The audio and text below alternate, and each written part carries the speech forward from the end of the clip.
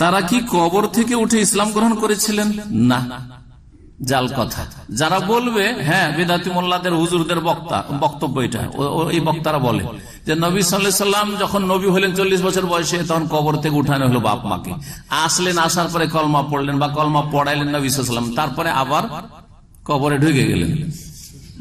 জি আর মাটি তো দরকার ওই আগের মাটিতেই চলেছে। জি হ্যাঁ, আউযুবিল্লাহ। ওই এই গুমরাহগুলোকে জিজ্ঞেস করবেন যে কোথায় পেলে এসব কথা। এগুলো হচ্ছে শয়তানের ওয়াহি, মিন ওয়াহি শায়তান। এগুলো হচ্ছে শয়তানের ওয়াহি। কারণ কোরআনে কারীম সূরা আনআম বলছেন জি ওয়া ইন্নাশ শায়াতিনা লা ইউহুনা ইলা আউলিয়াইহিম লিউজাদিলুকুম। যদি কোরআন সুন্নাহর ওহীতে না থাকে তো জানতে হবে যে একমাত্র শয়তানের ওহী। আল্লাহ বলছেন যে শয়তানরা ওহী করে তার বন্ধু বান্ধবদের কাছে, মিত্রদের কাছে, যাতে করে তোমাদের সাথে তর্ক বিতর্ক আর ইখতিলাফ করে। দেখেন তর্ক বিতর্ক আর এই যে ভ্রান্ত আকীদা পেশ করা কোত্থেকে আসলো? শয়তানের ওহী থেকে। শয়তান এসব কুমন্ত্রণা দিয়েছে এবং পরে আবার মারা যান। ভিত্তিহীন কথা, অনেক বড় বক্তারা বলে এইসব কথা। জি